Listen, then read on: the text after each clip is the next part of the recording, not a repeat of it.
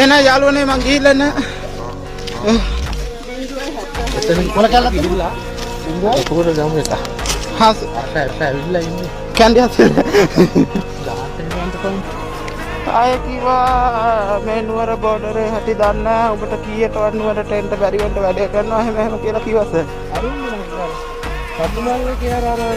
ධනරාජා මම ඔබට කලින්ම කිව්වනේ මයිත් එක්ක හැප්පෙන්න දෙන්න එපා නිකන් කළු ගලේ ඔළුව ගහ ගන්න හදන්න එපා කියලා.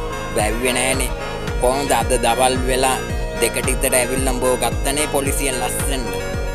අනිත් පාර තෝව ගන්නෙ මං ඇවිල්ලා මම ඇවිල්ලා ගන්නෙ. හරිද? ගෙදෙට්ටම ඇවිල්ලා ගන්න බලපන්. තෝ දන්නේ මං කවුද කියලා. යකොත් උට මගෙත් එක්ක හැප්පෙන්න තියා හිතන්නවත් බෑ අඩෝ. හරිද? තෝගේ තත්ත්වේ භයානකයි ජනරාජා. තත්ත්වේ භයානකයි. අද රෑ කූඩුව ඇතුළට ගිහිල්ලා කූඩුවේ කම්බි ටික ගණන් කරපන් කීයක් තියනවද කියලා. හරිද අඩෝ? අනිත් පාර තෝව ගෙනල්ලා නුවරට ගෙනල්ලා නුවර දනගස්සල ගහනවා හක්ක පයින්ට බලපන්. ඔව් ඔව් ඔව්. ඔබගේ තත්ත්වේ භයානකයි. යකෝ මට නීතිය බලෙත් තියෙනවා සල්ලි බලෙත් තියෙනවා ඔක්කොම තියෙනවා අඩෝ. තොට මයෙත් එක්ක හැප්පෙන්න තියා හිතන්නවත් බෑ දන්නවද?